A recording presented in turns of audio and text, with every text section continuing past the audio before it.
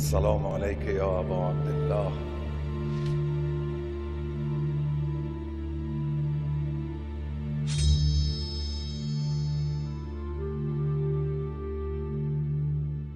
اعوذ باللہ من الشیطان الرجیم. بسم اللہ الرحمن الرحیم.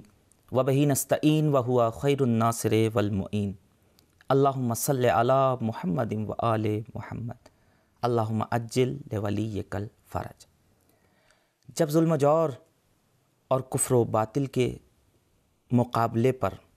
بطور اسلحہ موت کا انتخاب کیا جاتا ہے، جب زیر خنجر کٹے ہوئے گلے سے، جسم کے تڑپتے ہوئے ٹکڑوں سے، زخموں کی زبان سے، ٹپکتے ہوئے خون کی آواز سے اپنے مالک کی کبریائی، اس کے قانون کی برتری، اس کی شریعت کی بالادستی اور اس کے بتائے ہوئے ابدی حقائق کی گواہی دی جاتی ہے تو ہم اسے شہادت کہتے ہیں۔ اس لفظ شہادت کو معراج بخشی سرزمین کربلا پر حضرت امام حسین علیہ الصلاۃ والسلام اور ان کے اصحاب باوفا نے۔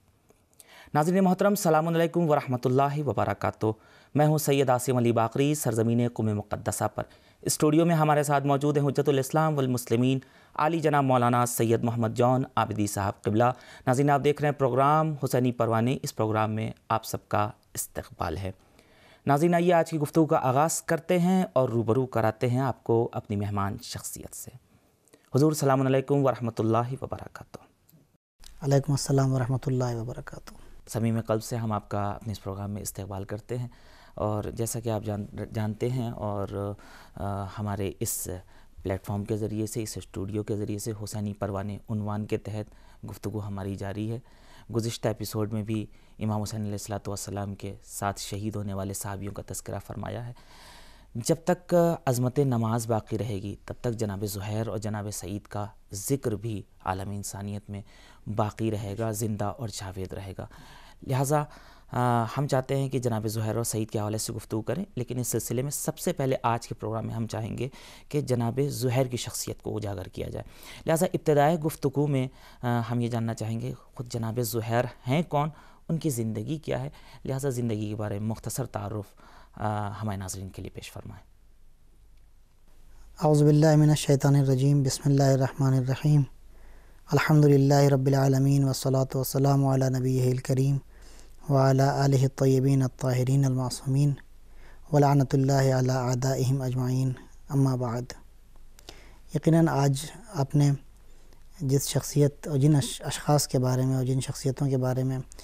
گفتگو کرنے کا ارادہ کیا ہے، اور مجھے یہ سعادت حاصل ہو رہی ہے، میں خود کو بڑا خوش نصیب سمجھ رہا ہوں کہ وہ شخصیات کہ جنہوں نے امام حسین علیہ السلام کے اوپر اپنی جان کو قربان کیا، ان کے سلسلے میں گفتگو کر رہا ہوں۔ پروردگار اس گفتگو کو اور ان کے اس ذکر کو جو ہے وہ ہمارے لیے مایہ شفاعت قرار دے، اور ہمارے لیے جو ہے وہ ان کو بھی ہمارے لیے جو ہے وہ شفیع قرار دے، اور ہمارے گناہوں کو معاف کرے۔ اور وہ تمام ناظرین اور مومنین کہ جو اس پروگرام کو دیکھ رہے ہیں ان کو بھی جو ہے، اور خاص طور سے اس کا ثواب جو ہے وہ ان دو بزرگوار کی ارواح کو پہنچے، پروردگار سے یہ دعا ہے۔ بہت اہم شخصیت ہیں جناب زہیر، جناب زہیر ابن قین بجلی۔ جناب زہیر کے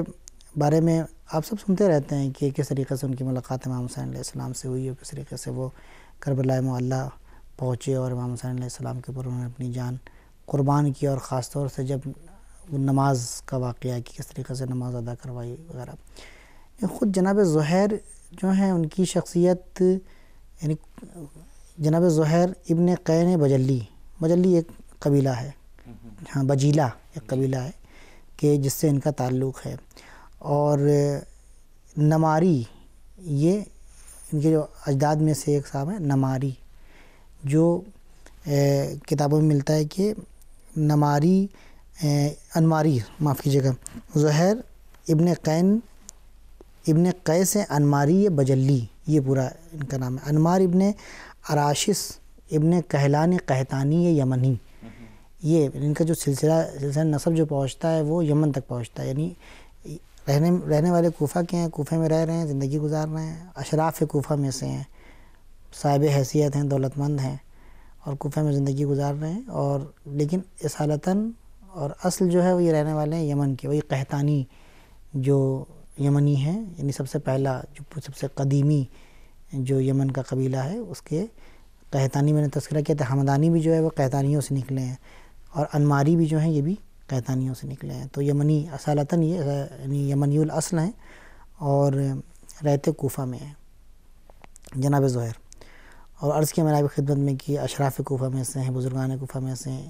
سن رسیدہ ہیں، مولا امام حسین علیہ السلام سے زیادہ ہے آپ کا سن۔ اور جس سال امام حسین علیہ السلام مکہ میں تشریف فرمائے اسی سال یہ حج کرنے کے لیے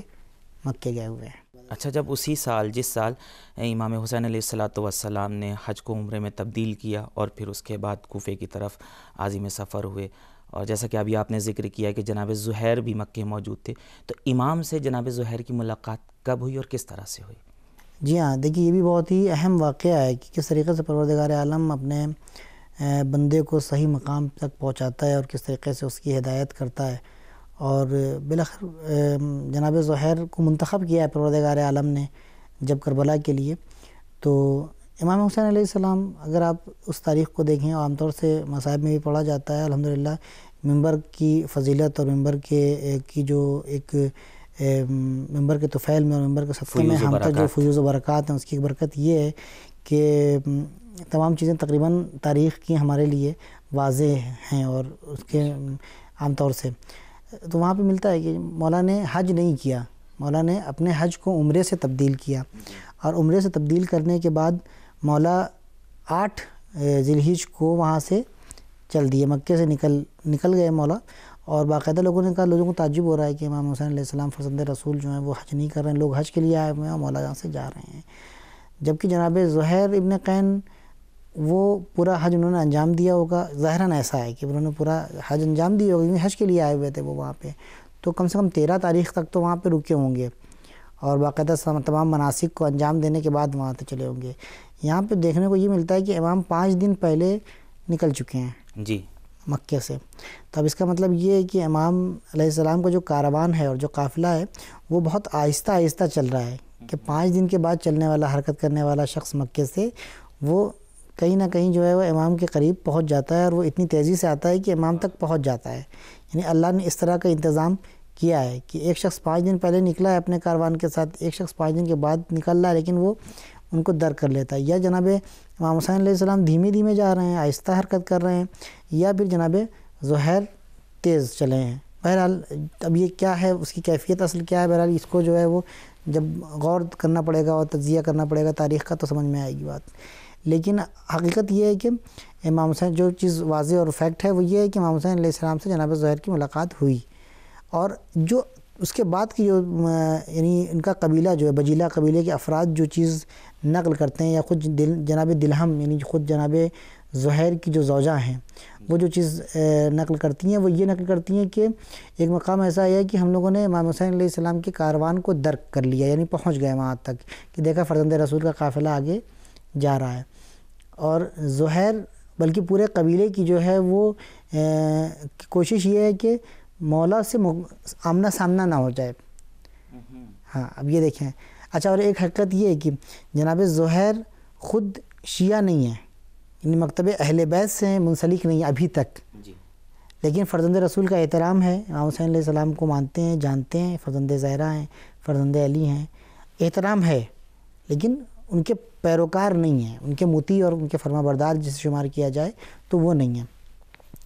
یہ قافلہ جاتا ہے، تاریخ میں ملتا ہے کبھی جو ہے، یعنی یہ روایت جو ملتی ہے ان کے خود ان کے قبیلہ بجیلہ یعنی اہل بجیلہ جو روایت کرتے ہیں، جناب دلہم یا دلہم جو روایت کرتی ہیں، وہ یہ کہ کبھی ہمارا قافلہ امام حسین علیہ السلام جہاں پر منزل کرتے تھے ہم اپنا قافلہ آگے لے جاتے تھے، وہاں پر جا کے ہم منزل کر رہے ہیں۔ کبھی ایسا ہوتا تھا کہ اپنی رفتار دھیمی کر دیتے تھے، امام کا قافلہ آگے نکل جاتا تھا، وہ آگے وہاں پر جانے کے بعد کیا کہتے ہیں منزل کرتے تھے اور ہم پیچھے رک جایا کرتے، لیکن ایک یعنی کوشش یہ تھی کہ آمنا سامنا نہ ہو، ساتھ میں قافلہ نہ ہو، لیکن مشیت پروردگار یہ تھی کہ ایک جگہ کے اوپر ساتھ میں یعنی قریب میں دونوں قافلوں نے منزل کی۔ اب ظاہراً پروردگار عالم کی مشیت یہ تھی، اور امام حسین علیہ السلام بھی یہی چاہ رہے تھے کہ قریب ہوں ہم۔ تو جب یہ قافلہ ایک جگہ کے اوپر منزل کیا تو امام حسین علیہ السلام نے اپنے ایک موثق اور اپنے ایک معتبر اور محترم جو صحابی ہیں ان کو مولا کی ان کی جناب زہیر ابن قین کی خدمت میں بھیجا، اور وہاں بھیجنے کے بعد وہ آئے، اور آنے کے بعد انہوں نے کہا کہ یا زہیر ان ابا عبداللہ الحسین قد بعثنی لاتیہ، کہ اے زہیر آپ کو ابا عبداللہ الحسین نے مجھے آپ کے پاس بھیجا ہے تاکہ میں آپ کو لے کر ان کی خدمت میں جا سکوں۔ اور حالت یہ جس حالت میں پہنچے تھے جناب زہیر ابن قین کے پاس یہ صحابی مولا کے، اس وقت جناب زہیر کھانا کھا رہے تھے۔ تاریخ نے جو منظر لکھا ہے وہ یہ لکھا ہے کہ بالکل ساکت ہو گئے، خاموش بیٹھ گئے، یعنی سب کے سب بالکل ایسا خاموش بیٹھ گئے، حیران نہیں، کوئی حرکت نہیں ہے ان کے بدن میں، خاموشی سے بیٹھے تو کوئی جواب نہیں دے رہے ہیں۔ تو یہاں پر جو کردار جناب زہیر کی جو اہلیہ ہیں ان کا دلہم کا ہے وہ یہ ہے، فرماتی ہیں سبحان اللہ یا زہیر، کیسی بات ہے، کیا کر رہے ہو تم، یہ فرزند رسول۔ میں آپ کی خدمت میں وہ الفاظ ان کے آپ کی خدمت میں پڑھ دوں کہ سبحان اللہ ایبعث الیک ابن رسول اللہ ثم لا تاتی ہے، سبحان اللہ، کیا بات ہے زہیر، اللہ فرزند رسول، اللہ کے رسول کا بیٹا آپ کے پاس اپنا نمائندہ بھیج رہا ہے، آپ کو بلا رہا ہے اور تم سوچ رہے ہو، فکر کر رہے بیٹھے ہو یہاں پہ، کیسی بات ہے، یہ درست نہیں کی ہے۔ لو اتیتہ فسمعت من کلامہ ثم انصرفت، اگر تم چلے جاؤ جا کے دیکھو فرزند رسول کیا کہہ رہے ہیں، جاؤ بات سن کے واپس آ جاؤ ان کی۔ یعنی زوجہ نے کس طریقے سے جو ہے جناب زہیر کی ان کو ایک طریقے سے جو ہے وہ یعنی جسے کہتے ہیں موٹیویٹ کیا کہ آپ سوچنے کی کیا بات ہے، اس میں غور کرنے کی کیا بات ہے، چھوڑ دو، فرزند رسول بلا رہے ہیں، فرزند رسول جو بات فرزند رسول ہیں تو کوئی غلط بات تو نہیں کہیں گے، سنو، جا کے سننے کے بعد لوٹ کے آؤ۔ ان طریقت بہت بڑا ایک کردار جناب زہیر کی اہلیہ نے ادا کیا ہے، جناب زہیر کی ہدایت میں اور جناب زہیر کے اس عظیم مقام تک پہنچنے کے لیے۔ میں نے عرض کی تھی پہلے ایپیسوڈ میں جہاں پر اصحاب امام حسین علیہ السلام کی خصوصیات کا تذکرہ کیا جا رہا تھا، وہاں پر میں نے ایک بات عرض کی تھی کہ جہاں پر اہل ایمان ہیں، شجاع ہیں، بہادر ہیں، اہل ضمیر ہیں، یعنی وہ ضمیر اور فطرت کی آواز پر لبیک کہنے والے ہیں، یعنی اس فطرت کو جگایا ہے جناب زہیر کی جناب اہلیہ نے۔ جائیے سنیے تو کیا کہنا چاہتے ہیں، سن لو بات ان کی، وہ کچھ کہنا چاہ رہے ہیں، فرزند رسول ہیں، بلا رہے ہیں تم کو، یعنی ایک احترام دے رہے ہیں تم کو بلا رہے ہیں، اپنے پاس بلا رہے ہیں، یعنی خود یعنی اس چیز کی طرف متوجہ کیا ہے جناب دلہن نے۔ اس کے بعد جو ہے وہ جاتے ہیں اور لوٹ کے آتے ہیں تو خوشحال ہیں، واہ جناب زہیر بہت خوشحال ہیں، بہت خوشی سے آتے ہیں، اور آنے کے بعد روایت میں ملتا ہے کہ انہوں نے اپنی زوجہ کو طلاق دی ہے بھی انتہ تعلیق، اور اس کے بعد پھر جو ہے وہ کہا کہ جو ہمارے ساتھ آنا چاہتا ہے آ جائے، ورنہ میں جو ہوں مولا کی خدمت میں اپنی جا رہا ہوں۔ یہاں تک جو ہے ان کی ملاقات کا واقعہ اس طریقے سے بہت خوب، سبحان اللہ، جزاکم اللہ خیرہ۔ تو ناظرین، جناب زہیر کی شخصیت کے حوالے سے گفتگو کر رہے ہیں، اور یہ حقیقت ہے جو ایک مرتبہ در حسین پر اپنی جبین مودت کو خم کر دیتا ہے، پھر اس کے بعد وہ دنیا کی تمام چیزوں سے بیزار ہو جایا کرتا ہے۔ اگر آج بھی دنیا انسانیت امام حسین علیہ السلام کے پیغامات کو سنے، اپنے ضمیر کو زندہ کرے، تو پھر دنیا میں کسی کی محتاجی کا سہارا نہیں رہ جائے گا اسے، اور دنیا میں کسی در کا بھی محتاج نہیں بنے۔ یہ شہادت ہے اس انسان کی، اب حشر تلک آسمانوں سے صدا آئے گی، انسان انسان۔ ناظرین محترم، ایک بار پھر سے ہم آپ کا استقبال کرتے ہیں، آپ دیکھ رہے ہیں پروگرام حسینی پروانے، اور آج اپنے اس پروگرام میں ہم گفتگو کر رہے ہیں جناب زہیر ابن قین کی شخصیت کے حوالے سے۔ لہٰذا آئیے جناب زہیر کے بارے میں مزید معلومات حاصل کرنے کے لیے روبرو ہوتے ہیں اپنی مہمان شخصیت سے۔ حضور، جیسا کہ جناب زہیر کے حوالے سے گفتگو ہے، آپ نے ان کی ملاقات پیش کی، زندگی، ایک مختصر تعارف ان کی زندگی کا ہمارے ناظرین کے لیے پیش کیا۔ چونکہ کربلا میں یہ افراد شہید ہوئے ہیں، یہ جناب امام حسین علیہ السلام کے جتنے بھی اصحاب ہیں، لہذا ذکر تو سب کے ناموں کا ہم سنتے رہتے ہیں، تمام عزادار ان کے اسما سے واقف ہیں اور آشنا بھی ہیں، لیکن ہر انسان یہ جاننا چاہتا ہے کہ کربلا میں انہوں نے کون سا کار نمایاں انجام دیا، کربلا میں کیا کردار رہا ہے۔ لہذا جناب زہیر ابن قین کا کربلا میں کیا کردار رہا ہے، اور پھر اس کردار سے آج ہمیں کیا درس ملتا ہے، اسے آپ ہمارے ناظرین کے لیے پیش فرمائیں۔ جی یقیناً یہ بہت اہم بات ہے کہ کربلا میں شہادت سبھی پڑھتے ہیں اور شہادت سبھی سنتے ہیں اور سبھی واقفیت ہے سب کو شہادت سے کہ کس طریقے سے مولا کی جانب سے انہوں نے اپنی جان مولا کے اوپر قربان کی. لیکن خود اس دوران جب زندہ ہیں اور مولا کی خدمت میں تو کیا کر رہے ہیں اور کون سا کردار ادا کر رہے ہیں مولا کی خدمت کے لیے اور خود اسلام کے لیے. تو میں نے عرض کیا تھا آپ کی خدمت میں پہلے ایپیسوڈ میں کہ کچھ شہداء جو ہیں ان کی کچھ انفرادی شخصیات ہیں، انفرادی خصوصیات ہیں، اور کچھ شہداء جو ہیں وہ کچھ ان کی ایسی خصوصیتیں ہیں جو مشترک ہیں. تو ہر انسان اپنی ذاتی صلاحیت کی بنیاد کے اوپر جو صلاحیت جس کو پروردگار عالم نے عطا کی ہے اس اعتبار سے مولا کی خدمت انجام دے رہا ہے. جناب زہیر نے جو ہے وہ ایک واقعی تفصیل ہے یہ، چونکہ وقت ہمارے پاس وقت دامن میں گنجائش نہیں ہے، یہ چند منٹوں کا جو پروگرام ہے اس میں ہم ان کی پوری زندگی کا احاطہ نہیں کر سکتے ہیں اور پوری زندگی کو بیان نہیں کر سکتے ہیں. تو بہت ہی مختصر طور پہ جو ہے آپ کی خدمت میں عرض کریں گے کہ ایک سوال تھا میرے ذہن میں کافی دنوں سے کہ کیا بات ہے کہ جناب زہیر ابن قین خود ایک ایسے مکتب سے تعلق رکھتے ہیں کہ جو امام حسین علیہ السلام کا مکتب نہیں ہے، مخالف مکتب ہے، اور اس پہ ساتھ ساتھ جو ہے وہ امام حسین علیہ السلام کی مطیع نہیں ہے، شیعہ نہیں ہے، ان کے پیروکار نہیں ہیں. کیا وجہ ہے پروردگار عالم نے ان کو کیوں انتخاب کیا؟ مطلب کیا وجہ ہو سکتی ہے؟ بہت سی علتیں ہوتی ہیں، بہت سی وجوہات ہوتی ہیں کہ جو ہم سے پوشیدہ ہوتی ہیں، پروردگار عالم جانتا ہے کہ وہ اس کو ہم نہیں سمجھ سکتے ہیں اس کو. لیکن ایک واقعہ ملتا ہے کہ جس نے تھوڑی سی میری اس سوال کے جواب کو اور اس مشکل کو تھوڑا سا میری جو گتھی تھی سلجھایا. جی پیش کریں. کہ وہ یہ تھا کہ میں نے روایت میں پڑھ رہا تھا ایک جگہ کے اوپر جناب زہیر ابن قین کے سلسلے میں کہ ایک زمانے میں جناب زہیر اور جناب سلمان فارسی ایک جنگ میں جاتے ہیں اور کارزار نامی ایک جگہ ہے، ظاہراً ایران کا یہ خطہ ہے، اور خلافت ثالثہ کے زمانے میں یہ جنگ ہوئی ہے اور وہاں پہ اس خطے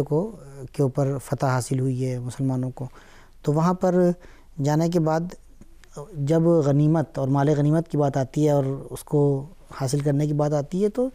جناب سلمان فارسی دیکھتے ہیں، یعنی خود جب جناب زہیر اپنے اہل خانہ سے جدا ہو گئے، اپنے قبیلے والوں سے رخصت ہو گئے اور ان سے جو ہے الوداع کہہ لیا، تو اس کے بعد جاتے جاتے فرما رہے ہیں کہ دیکھو اس وقت جو ہے وہ یہ واقعہ میرے ساتھ پیش آیا تھا. یہ 32 ہجری کا واقعہ ہے. بتاتے ہیں کہ میں اس وقت جو ہے وہ جناب سلمان فارسی کے ساتھ تھا. مال غنیمت جو ملا تو میں بہت خوش ہو گیا اور میری آنکھوں میں چمک تھی، اور میں نے مال غنیمت کو جو ہے وہ حاصل کرنے کے لیے سلمان مجھے دیکھ رہے، سلمان فارسی یعنی وہی سلمان جو منا اہل البیت کے مصداق ہیں، کہہ رہے تھے کہ کہنے لگے کہ زہیر یہ مال دیکھ کر تم کو بہت خوشی ہوئی ہے. کہا یقیناً مجھے خوشی ہوئی ہے، مال غنیمت مجھے ملا ہے تو مجھے خوشی ہوئی ہے. تو فرماتے ہیں جناب سلمان کہ دیکھو ایک موقع وہ آئے گا کہ جب تمہیں موقع ملے گا فرزند رسول کی نصرت کا، اور جب وہ موقع تم کو ملے گا تو اس سے زیادہ تم کو خوشی ہوگی اور اس خوشی کا کوئی ٹھکانہ نہیں ہوگا. تو یہ روایت جب پڑھی تو واقعی کہ یہ پروردگار عالم کہیں نہ کہیں سے جو ہے جناب زہیر نے کچھ ایسا کیا ہوگا جس کی وجہ سے پروردگار عالم نے انہیں منتخب کیا اور سلمان کے ذریعے سے ان کو یہ بشارت دلوائی. رہی بات جناب زہیر کی کہ انہوں نے کیا کردار ادا کیا وہاں پہ، تو جس وقت امام حسین علیہ السلام نے لوگوں سے کہا کہ چلے جاؤ تم لوگ، یہ ہمارے خون کے پیاسے ہیں، کردار ایک تو انسان اپنے بارے میں بات کرتا ہے، بعض مواقع کے اوپر بات خود کے بارے میں کرتا ہے لیکن پیغام دوسروں کو دیتا ہے. اور میں بار بار عرض کر رہا ہوں، مختلف ایپیسوڈ میں نے عرض کیا ہے کہ کربلا کا ہر کردار، پوری کربلا جو ہے وہ جاویدانی حیثیت رکھتی ہے. بے شک بے شک زندہ ہے کربلا، تو ہر گفتار بھی جو ہے وہاں کی جاویدانی حیثیت رکھتی ہے. جناب زہیر کے اوپر جو سلام کیا گیا ہے، مولا نے جو سلام زیارت ناہیہ میں کیا اس میں جناب زہیر کے اس قول کو نقل بھی کیا ہے. میں آپ کی خدمت میں وہ سلام پڑھوں. مولا فرماتے ہیں السلام علی زہیر ابن القین البجلی، کہ سلام ہو زہیر ابن قین بجلی کے اوپر، القائل للحسین وقد اذن له فی الانصراف، کہ جس وقت مولا نے کہا کہ واپس چلے جاؤ تو انہوں نے امام حسین علیہ السلام سے فرمایا لا واللہ لا یکون ذالک ابدا. غور فرمائیں، دیکھیں کتنی اہم بات کہہ رہے ہیں کہ نہیں حضرت ہرگز نہیں ہو سکتا، اے فرزند رسول ہم آپ کو چھوڑ کے نہیں جا سکتے، ہرگز نہیں، کبھی نہیں. اترکم رسول اللہ اسیرا فی ید الاعداء وانجو، کہ میں رسول خدا کے فرزند رسول کو دشمنوں کے حوالے کر دوں اور خود نجات حاصل کر کے بھاگ جاؤں، یہاں سے چلا جاؤں. لا ارانی اللہ ذالک الیوم، پروردگار مجھے ایسا دن نہ دکھائے کہ کہ ایسا ہو جائے. یعنی اب یہاں پہ جناب زہیر کی جو فضیلت ہے وہ سمجھ میں آ رہی ہے کہ نہیں ہم مر جائیں گے, ہم شہید ہو جائیں گے, اللہ ہمیں ایسا دن نہ دکھائے کہ حسین جو ہے وہ دشمن کے ہاتھوں میں اور دشمن کے ہاتھوں ان کو اذیت ہو اور ان کو شہید کیا جائے. ہم یہ تاب نہیں رکھتے ہیں دیکھنے کی. واقعاً یقیناً امام حسین علیہ السلام کا چاہنے والا, اہل بیت علیہ السلام کا چاہنے والا یقیناً مولا کی مصیبت کو برداشت نہیں کر سکتا ہے.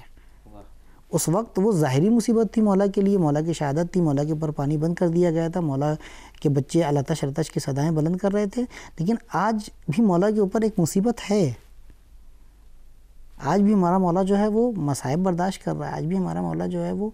مشکلات برداشت کر رہا ہے, آج بھی ہمارا مولا واقعی مظلوم ہے. ہر زمانے میں حسین مظلوم ہے. ہم چاہنے والوں کی اب ہم حسین کی مظلومی کو برداشت نہیں کر سکتے ہیں, ہم حسین کی مصیبت کو برداشت, اہل بیت علیہ السلام کی مصیبت کو برداشت نہیں کر سکتے ہیں. آج کے زمانے میں مولا کا مطالبہ ہم سے, کل زہیر سے مطالبہ یہ تھا کہ زہیر تم ہمارا ساتھ دو. کل مولا یہ چاہ رہے تھے کہ زہیر تم ہمارے اوپر جان قربان کرو, تم ہمارا دفاع کرو. حسین کا دفاع کر رہے ہیں. آج ذمہ داری ہماری یہ ہے کہ ہم حسین کا دفاع کریں, مکتب حسینی کا دفاع کریں, مکتب حسینی کو فروغ دیں, حسین کا جو مشن ہے اس کو آگے بڑھائیں. حسین کے مشن میں ایک لمحہ بھی اس میں ہم کسی قسم کا کمپرومائز نہیں کریں, کسی قسم کی رواداری اور مروت امام حسین علیہ السلام کے سلسلے میں نہیں برداشت کریں. حسین آج چاہ رہے ہیں کہ ہمارے چاہنے والے جاہل نہ ہوں, حسین آج چاہ رہے ہیں کہ ہمارے چاہنے والے بے روزگار نہ ہوں, حسین آج چاہ رہے ہیں کہ ہمارے چاہنے والے پیچھے نہ رہیں. حسین آج یہ چاہ رہے ہیں, کیوں؟ کیونکہ حسین اب وہ انقلاب, وہ عالمگیر انقلاب جو آنے والا ہے اس کے لیے ہمیں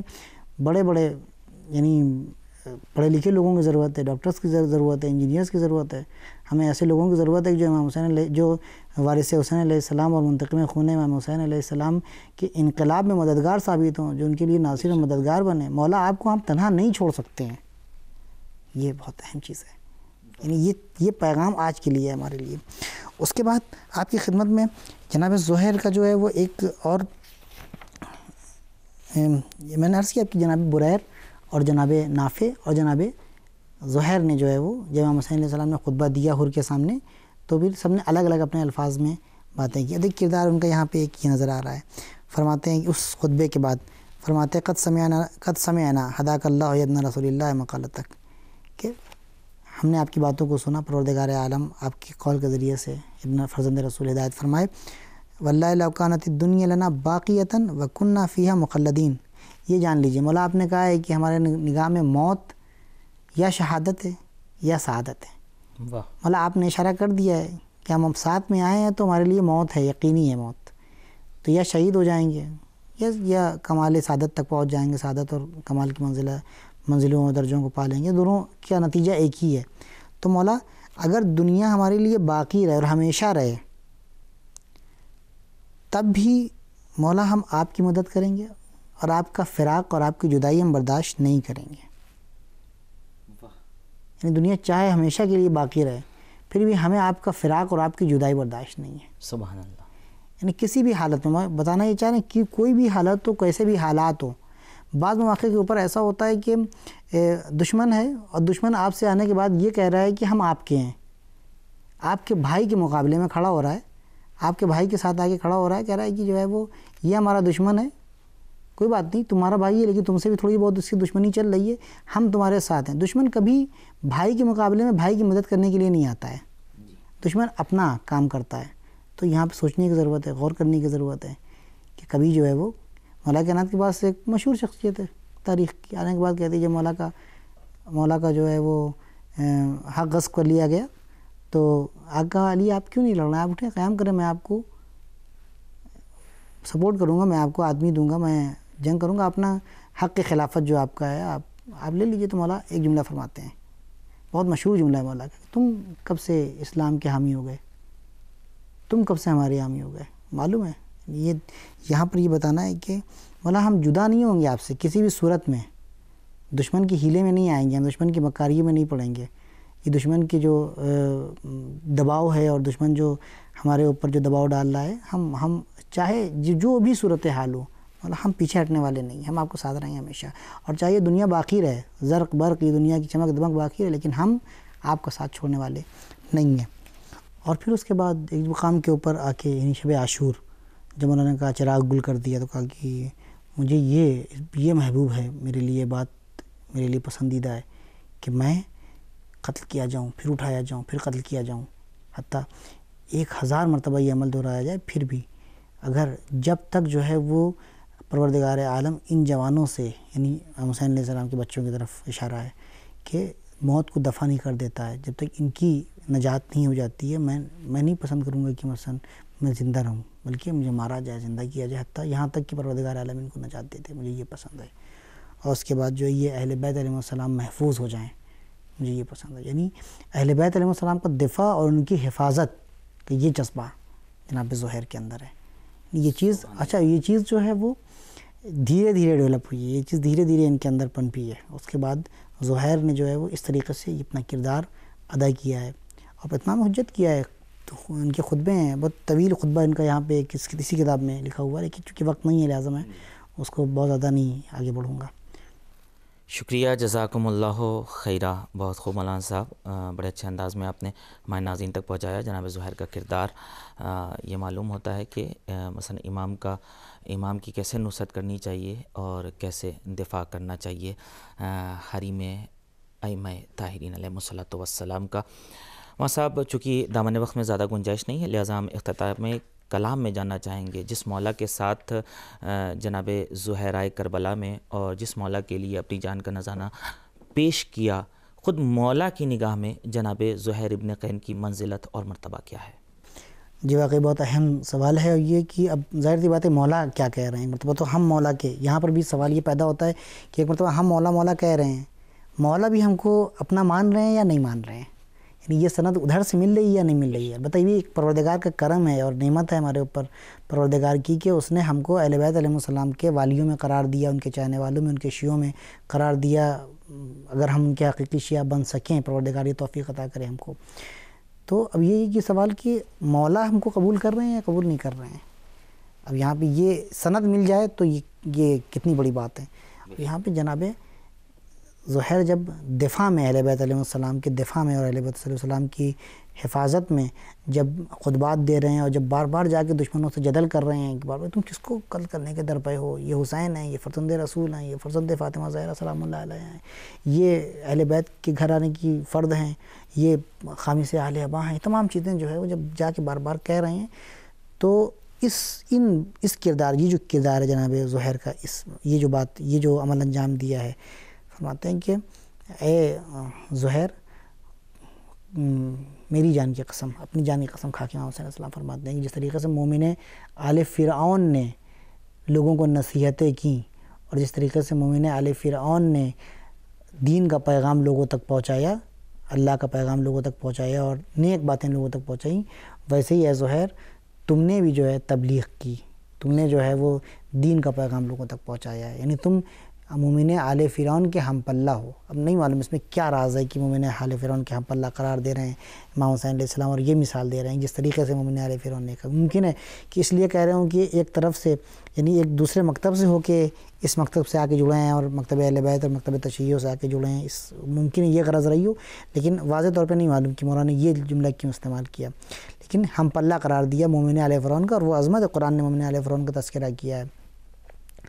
اور دوسری اور اہم بات جو ہے،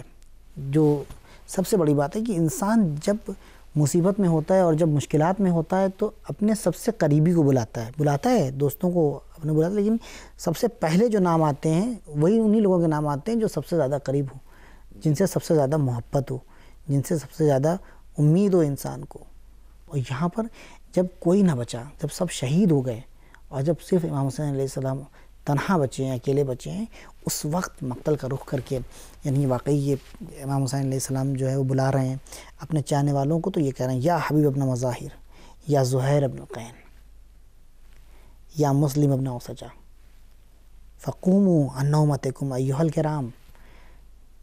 کیا اٹھ جاؤ، سو رہے ہو تم، سو رہے ہو، آؤ اے حبیب ابن مظاہر، اے زہیر قین، اے مسلم ابن اوسجہ، آؤ وادفعوا عن آل الرسول الطغاة اللئام،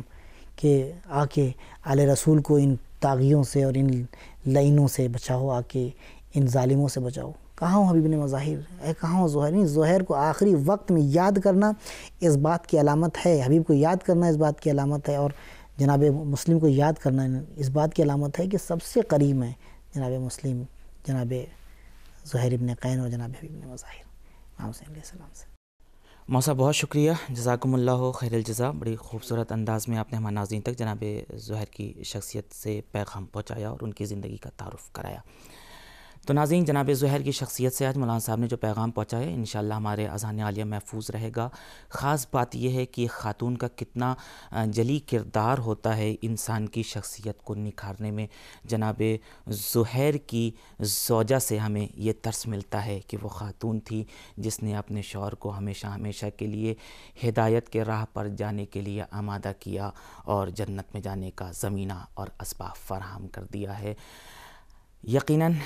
انسان جو کام کرتا ہے وہ اس لیے کہ اپنے محبوب سے قریب ہو جائے، اور کمال محبت یہ ہے کہ سامنے والا بھی ہماری محبت کی تائید کر دے۔ امام حسین علیہ السلام کے ساتھ جو اصحاب و انصار تھے، امام نے سب کی تائید کی، سب کی تصدیق کی، سب کی محبتوں کا اور مودتوں کا بھرم رکھا، کیونکہ جب سے وہ کربلا میں آئے تھے امام حسین علیہ السلام کے منصوبے سے، تحریک کربلا کے منصوبے سے ایک لمحے کے لیے بھی غفلت نہیں کی، اور ہمیشہ وہ کام کیا جس سے اس تحریک کو تقویت ملے، یہاں تک کہ اپنی جان کا نذرانہ پیش کیا۔ خوشا نصیب اس ذات کے کہ جس نے پروردگار کی رضا کے لیے، پروردگار کی محبت میں، پروردگار کی الفت میں، اس کی قربت کے لیے اپنے نفس کو اتنا بلند کر لیا کہ وہاں سے یہ سند مل رہی ہے، یا ایتھا النفس المطمئنہ ارجعی الی ربک راضیۃ مرضیہ۔ یہ کمال نفس ہے، یہ کمال کردار ہے۔ وقت ہوا تمام، دیجیے ہمیں اجازت، دیکھنا نہ بھولیے گا حسینی پروانے۔ خدا حافظ۔